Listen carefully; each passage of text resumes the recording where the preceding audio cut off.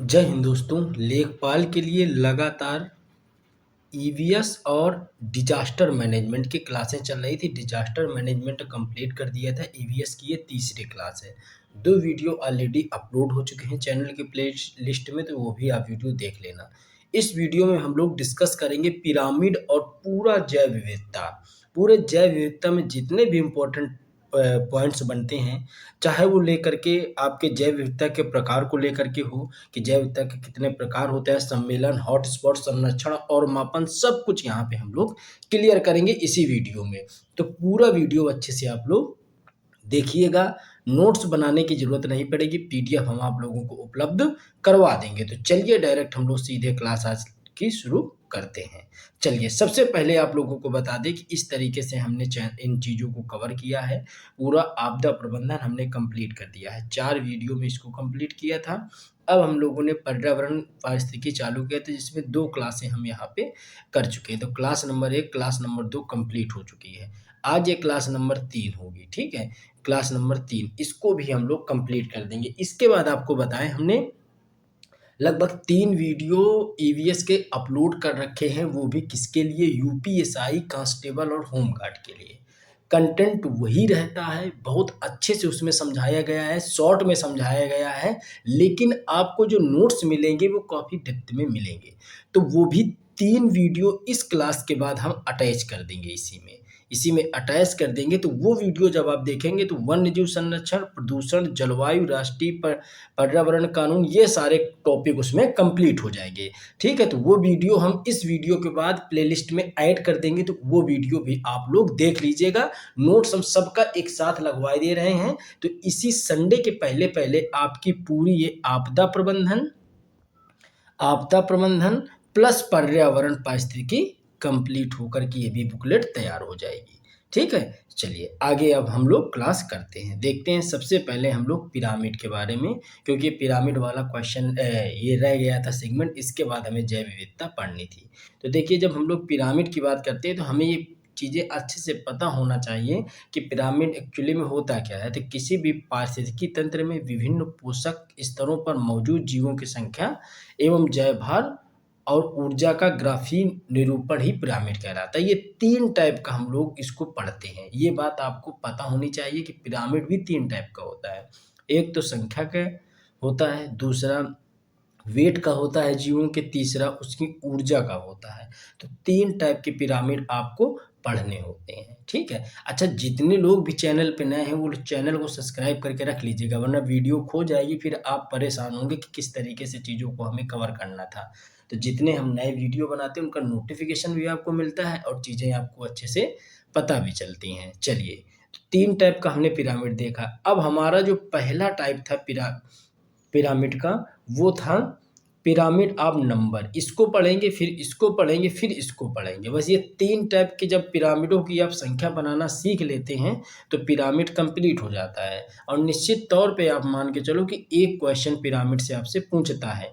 जैसे पहला हमने बताया आपसे कि जीव संख्या pyramid, pyramid of number. Number में 2 पिरामिड आपको देखने होते हैं। एक घास स्थल वाला देखना होता है, दूसरा पेड़ का पिरामिड देखना होता है। घास स्थल वाले पिरामिड की अगर हम बात करते हैं तो इसका पिरामिड हमेशा सीधा बनता है और पेड़ वाला उल्टा। ये बताते हैं क्यों?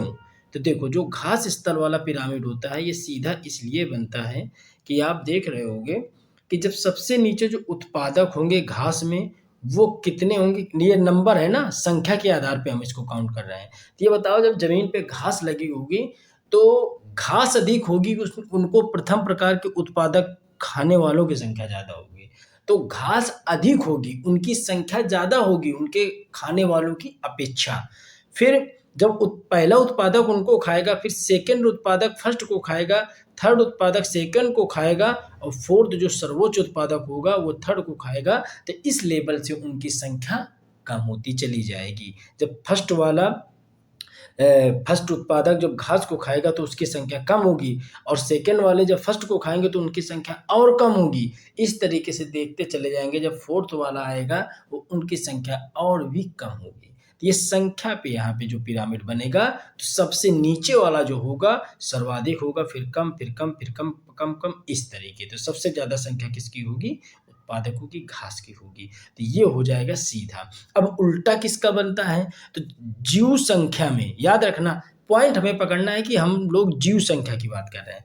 तो जीव संख्या में वो स्पष्ट पूछता भी है क्वेश्चन में कि जीव संख्या में पेड़ का पिरामिड कैसा बनता है। अब पेड़ का पिरामिड ये उल्टा इसलिए बनता है कि ये मान लो पेड़ है, ठीक है, ये पेड़ है। अब पेड़ एक होगा, पेड़ क्या होगा? एक होगा। उस पे बैठे जीवों की संख्या प्राथमिक जो होंगे वो कितने होंगे? वो कुछ कम होंगे, या उनको खाने वालों की संख्या कम होगी, ठीक है। इसके बाद इन जो फर्स्ट वाले होंगे, फर्स्ट को खाने वालों में सेकंड की संख्या ज़्यादा होगी। क्यों? क्योंकि वो सूक्ष्म जीव बैक्टीरिया और कवक वगैरह, फंगिस वगैरह होते हैं। तो इसका जो पिरामिड होगा इसका हमेशा उल्टा बनता है, पेड़ का हमेशा उल्टा बनता है, ठीक है। तो ये बात आप अच्छे से याद रखिएगा।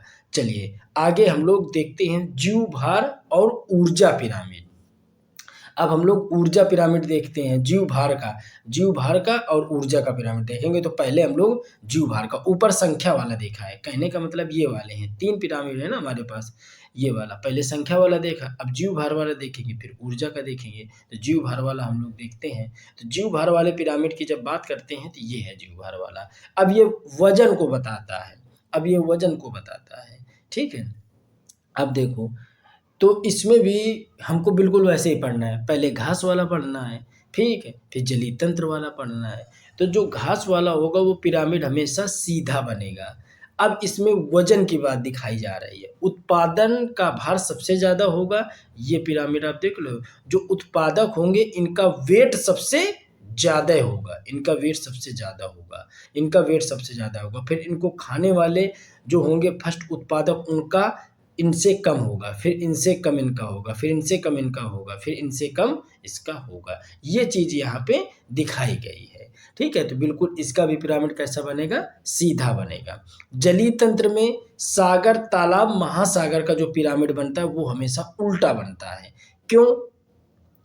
क्योंकि देखो ये उल्टा इसलिए बनेगा, सबसे नीचे अगर देख लें तो ये जो घास वगैरह होती है, ठीक है, समुद्रों में, तो इसको खाने वाले जो जीव होंगे, ठीक है, जो मछलियाँ होंगी वो छोटी मछलियाँ होंगी, ठीक है, छोटी मछलियाँ होंगी। ये मान लो इनकी संख्या कुछ है, इसके बाद इसके खाने वाले जो जीव होंगे, मछलियाँ होंगी, उनकी संख्या इससे उत्पादक से ज़्यादा होगी। फिर इनको खाने वाले, छोटी मछलियों को खाने वाले मछलियों की संख्या बड़ी वालों की क्या होगी?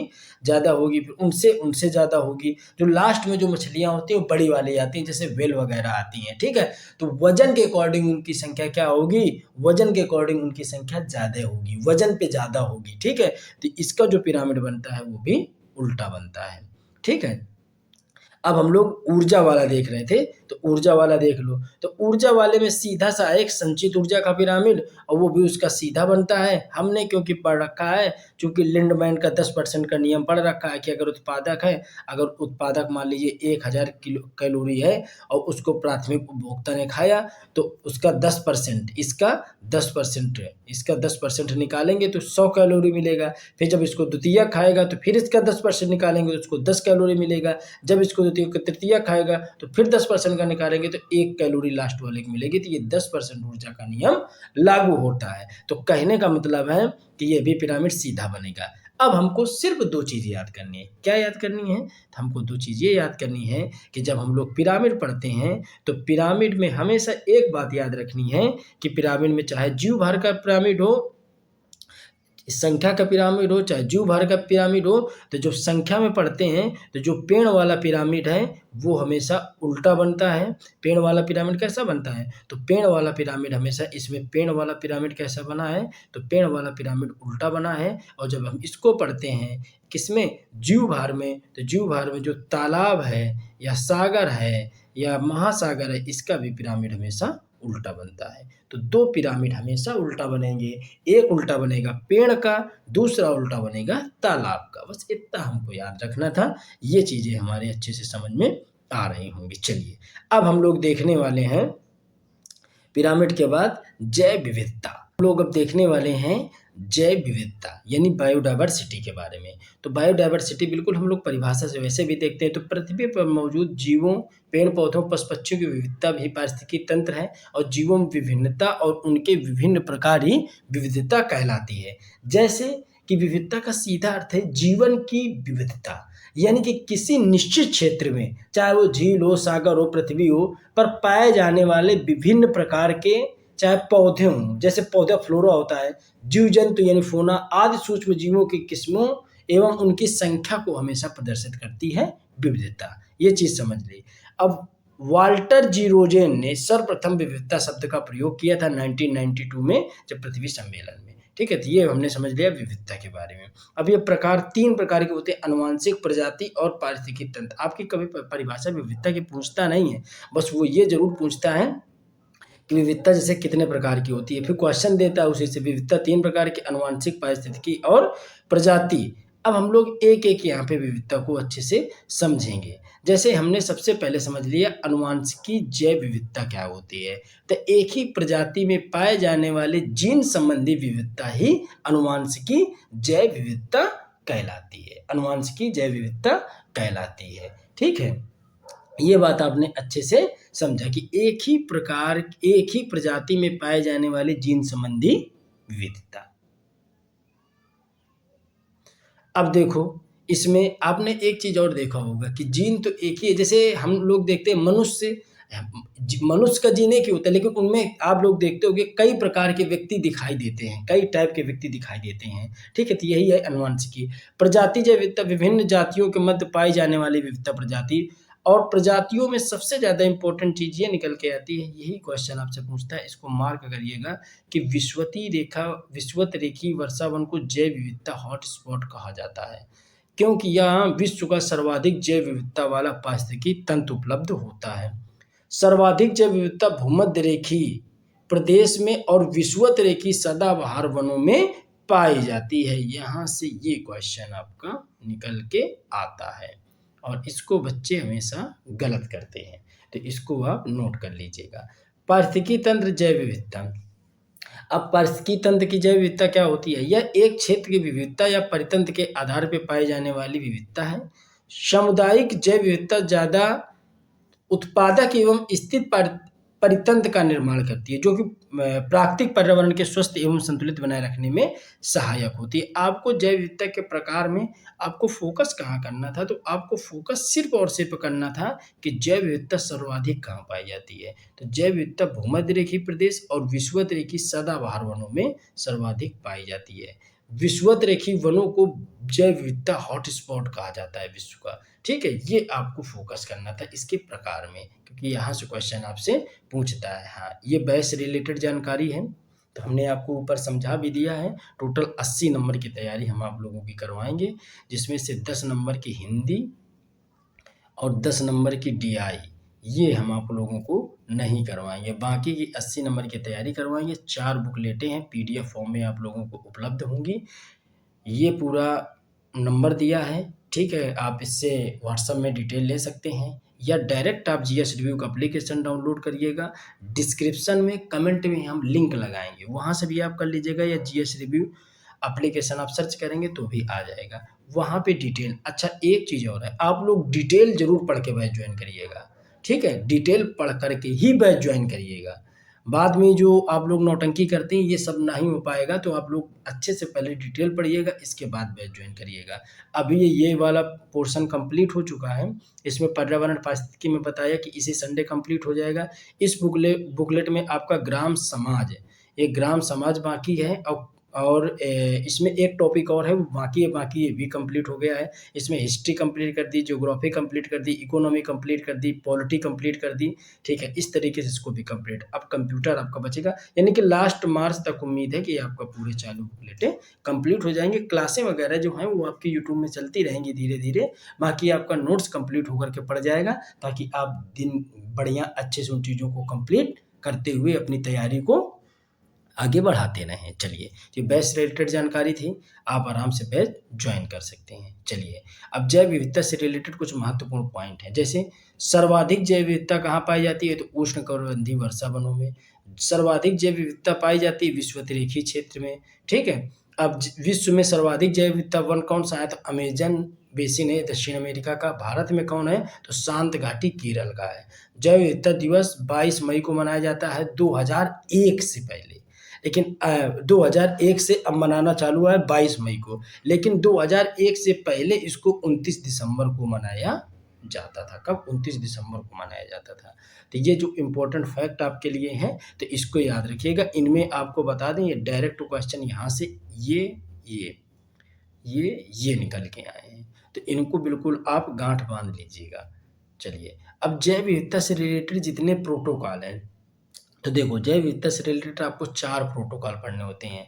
एक तो पढ़ना होता है जैव विविधता सम्मेलन, दूसरा कार्टाजोना प्रोटोकॉल, तीसरा नागोया प्रोटोकॉल और चौथा है मॉन्ट्रियल वैश्विक जैव विविधता ढांचा। ये आपको पढ़ना होता है। तो जो 1992 के पृथ्वी शिखर सम्मेलन रियो में अपनाया गया था, इसे 1993 से इसे प्रभावी हुआ, जो जैव विविधता के संरक्षण और सतत उपयोग पर केंद्रित होता है। कौन सा? जैव विविधता पर सम्मेलन जो CBD हुआ था। ठीक है।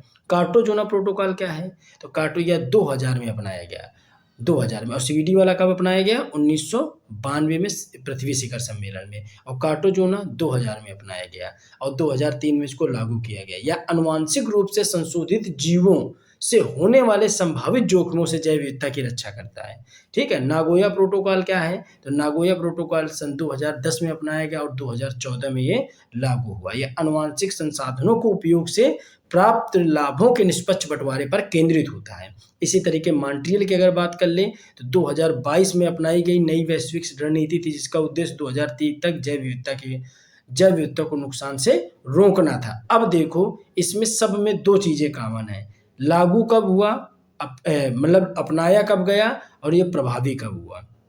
अपनाया कब गया, प्रभावी कब हुआ। अपनाया कब गया, प्रभावी कब हुआ। अपनाया कब गया, प्रभावी कब हुआ। ठीक है। ये मतलब ये तो उसका टास्क है कि 2030 तक ये करना है। तो ये जो आपके दिए गए हैं तो प्रोटोकॉल, तो इनको भी आपको ऐसे ही नोट कर लेना। स्क्रीनशॉट आप इसका चाहो तो खींच लीजिएगा।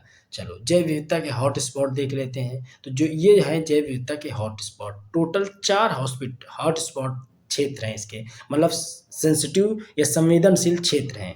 ठीक है, जहाँ पे जैव विविधता पाई जाती है। भारत में 4 में कौन है? पहला है पश्चिमी घाट, पूर्वी घाट, इंडो बर्मन, सुंडालैंड। ये है आपका इंडो बर्मन वाला क्षेत्र, ये है आपका हिमालय वाला क्षेत्र, ये है पश्चिमी घाट और ये है सुंडालैंड वाला क्षेत्र। तो ये 4 आपके हॉट स्पॉट क्षेत्र हैं जो इम्पोर्टेंट है, एग्जाम में इनसे क्वेश्चन आता है। तो जब हिमालय वाले में देखते हैं कि 3 क्षेत्रों में कहाँ इसका विस्तार हुआ है, ये भी हम आपको बताएंगे। तो इसी को हम लोग यहाँ पे कवर कर लेते हैं। देखो हिमालय हॉट स्पॉट, इसके बाद इसका विस्तार कहाँ पे है? तो इसका पूरा विस्तार जो हिमालय क्षेत्र में पाकिस्तान, नेपाल, भूटान तक इसका विस्तार, अरुणाचल प्रदेश तक है।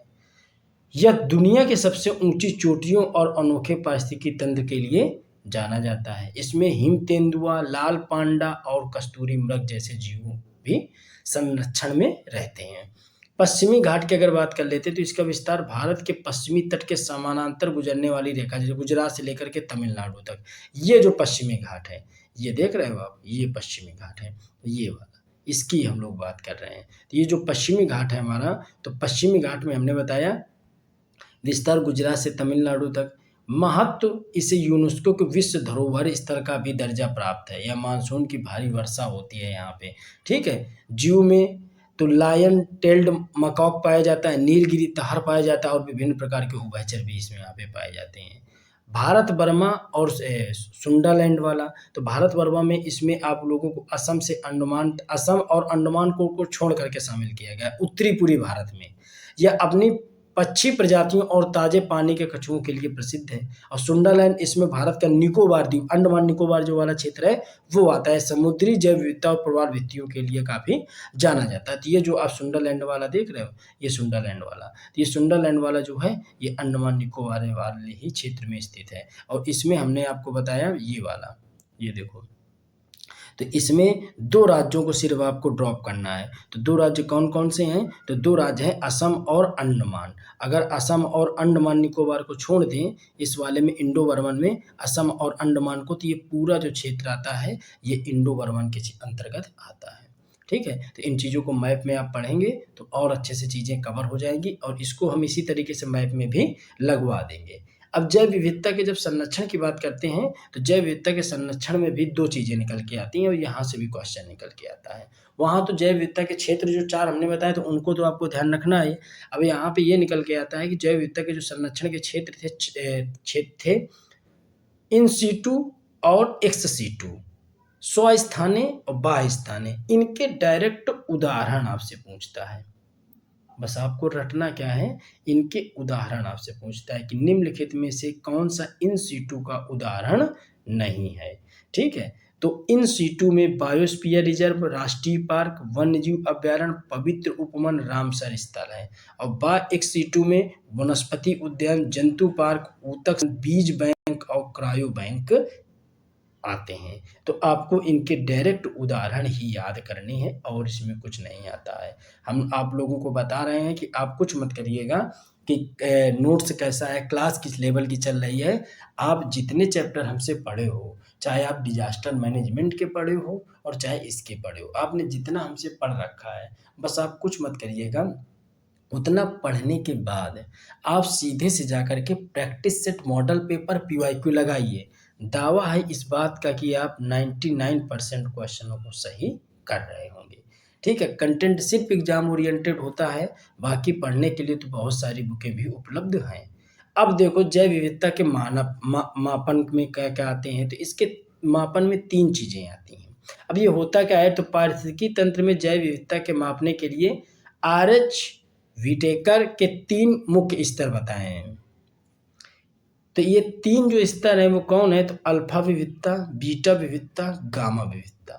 ठीक है, तो ये 3 मापक हैं। तो इन्हीं 3 मापन को हमको यहाँ पे अच्छे से देख लेना है। तो चलिए 3 मापन जो दिए गए हैं तो हम इनको देख लेते हैं। तो पहला हमारा है अल्फा विविधता। पहला कौन सा है, अल्फा विविधता। दूसरा कौन सा है, दूसरा है बीटा विविधता। दूसरा कौन सा है, तो बीटा है। तीसरा कौन सा है, तो गामा विविधता, गामा बायोडाइवर्सिटी। तो इसको देखते हैं। तो अल्फा या स्थानीय स्तर पर विविधता को दर्शाता है।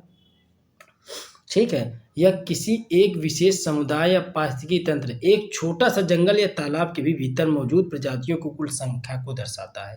तो यहाँ पे क्या निकल के आया, स्थानीय स्तर पर विविधता किसकी संख्या को दर्शाता है। हम गोला लगा रहे हैं किसको, ये संख्या को दर्शाता है। ठीक है, यह केवल एक छोटे से क्षेत्र की प्रजाति समृद्धि पर ध्यान केंद्रित करता है। उदाहरण, यदि आप एक बगीचे में जाते हैं तो वहाँ गुलाब, गेंदा, चमेली के फूल देखते हैं, तो उस बगीचे की जो अल्फा विविधता है वो 3 है। हमने क्यों कहा 3, क्योंकि हमने बताया संख्या को दर्शाता है। और यहाँ पे जो फूल हैं वो किसके हैं, गुलाब के हैं, गेंदा के हैं और चमेली के हैं। तो 3 संख्या है, तो इसकी विविधता कितनी हो गई अल्फा की, तो 3 अल्फा विविधता हो गई। अब बीटा में क्या है, तो ये 2 अलग अलग समुदायों या पारिस्थितिकी तंत्रों के बीच प्रजातियों के बदलाव की दर को मापता है। प्रजातियों की बदलाव को दर को मापता है। ठीक है, यह बताता है कि एक आवास से दूसरे आवास जाने पे प्रजातियों में कितना अंतर आया है। अब इसको भी हम लोग उदाहरण में ही समझेंगे, तब ज़्यादा समझ में आएगा। मुख्य बिंदु में अगर देख लें, यह 2 क्षेत्रों में प्रजातियों की बहुत अलग है तो बीटा विविधता अधिक होगी। यह दोनों क्षेत्रों में एक ही प्रजातियां हैं तो बीटा विविधता कम होगी। जैसे यदि एक जंगल में ए में 5 प्रकार के पक्षी हैं और बगल के जंगल बी में 5 अलग प्रकार के पक्षी हैं, तो उनके बीच में बीटा विविधता बहुत ज़्यादा होगी। ठीक है, गामा में यह एक विशाल भौगोलिक क्षेत्र जैसे पूरे देश, पर्वत श्रृंखला या द्वीप को की कुल विविधता को दर्शाता है, या उस पूरे परिदृश्य में मौजूद सभी समुदायों के प्रजातियों का योग होता है। समुदायों के प्रजातियों का योग होता है। या अल्फा और बीटा की विविधता का मेल है। किसकी, अल्फा और बीटा की विविधता का मेल कहलाता है। जैसे अगर हम बात कर लें तो यह पूरे हिमालय क्षेत्र में पाई जाने वाली सभी पौधे और जानवरों की प्रजातियों की कुल संख्या गामा विविधता ही कहलाती है। तो ये जो तीनों विविधताओं में अंतर था, तो इसको आपको अच्छे से समझ में आया होगा। तो हमने कुल मिलाकर के इस वीडियो में आप लोगों के लिए क्या चीज़ें समझी, अभी और इसको समझते हैं। कि हमने समझा विविधता के प्रकार, सम्मेलन, हॉटस्पॉट, संरक्षण और मापन, इन चीज़ों को हमने यहाँ पे अच्छे से क्लियर किया है। अब देख लो, इतना हमने क्लियर कर लिया। ये बैच से ही रिलेटेड जानकारी है। ये अन्य हमारे बैच हैं, जैसे होमगार्ड का है, कांस्टेबल का है, आरओ एआरओ का है। तो आप चाहो तो उसी डिटेल से इन बैच को भी ज्वाइन कर सकते हो। ठीक है, तो ये चीज़ हमने यहाँ पे अच्छे से समझी। अब हम लोग देखेंगे जो अगली क्लास में हमने आप लोगों के लिए बता दिया है कि जो प्लेलिस्ट में जो वीडियोज लगे हुए हैं 3 वीडियो, उनमें वन्यजीव संरक्षण, प्रदूषण, जलवायु परिवर्तन सम्मेलन, राष्ट्रीय पर्यावरण कानून, भारतीय संघ, ये सारे टॉपिक लगभग कवर हो रहे होंगे। जो टॉपिक नहीं कवर रहे होंगे हम पीडीएफ में उनको लगवा देंगे। तो वो अब हम इस क्लास के बाद ये 1, 2, 3 क्लासें हमारी ये इस क्लास को मिला करके हो गई और लगभग 3 क्लासें और वो हैं, तो टोटल 6 क्लासें हो जाएंगी। क्योंकि वो हमने क्लासें यूपी एसआई के लिए उन क्लासों को एक तरीके से रिवीजन क्लास के तौर पे लगाया था, तो उनका जो कंटेंट है बहुत अच्छा है, वो भी हम यहाँ पे आप लोगों के लिए लगवा देंगे। जो इसमें टॉपिक रह जाएंगे वो हम जल्दी से कंटेंट उपलब्ध करा के लगवा देंगे, ताकि आपको पढ़ने में आसानी रहे। ठीक है, तो वीडियो कैसा लगा आप लोग जल्दी से कमेंट करिएगा, बताइएगा। मिलते हैं अपने अगले वीडियो में, तब तक जय हिंद, जय भारत।